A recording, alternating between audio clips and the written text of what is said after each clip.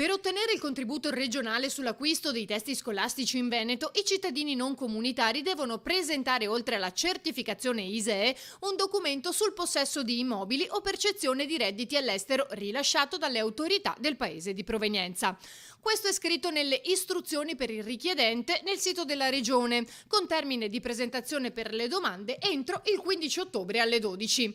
La norma, come fa notare in una mozione alla Giunta il gruppo del Partito Democratico, non è però presente né nella delibera di Giunta né nel bando per la concessione dei contributi. Noi chiediamo di far chiarezza che non saltino contributi, perché non è possibile farsi dare dal consolato o dall'ambasciatore la documentazione che uno non ha beni nel proprio paese d'origine, oppure che ci sia ritardo, oppure che magari uno ha un bene nella propria terra d'origine, ma questo supera l'ISEE, e se si supera l'ISEE vuol dire che non hai più diritto al contributo, cioè i comuni sono in totale confusione. Quindi noi chiediamo di fare chiarezza e di fare una norma che non discrimini. I timori che ci sia una discriminazione in atto sono forti anche da parte della CGIL, che dopo quanto accaduto a Lodi per i buoni pasto si rivolge alla Regione chiedendo di intervenire per due motivi. Vedere una certificazione ulteriore diversa per i soli cittadini extracomunitari è illegittimo. Tra l'altro non è nemmeno previsto dal bando che è stato approvato dalla Giunta regionale stessa.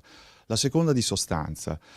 Non vorremmo che attraverso questa iniziativa si volesse in qualche modo alimentare l'intenzione di discriminare una quota di alunni sulla base della loro cittadinanza e della loro provenienza, perché questo sarebbe davvero intollerabile. Osservazioni alle quali l'assessore regionale all'istruzione Elena Donazzanna risponde così. Nessuna discriminazione, perché si tratta di una legge dello Stato che è lì dal 1999, voluta dal governo D'Alema.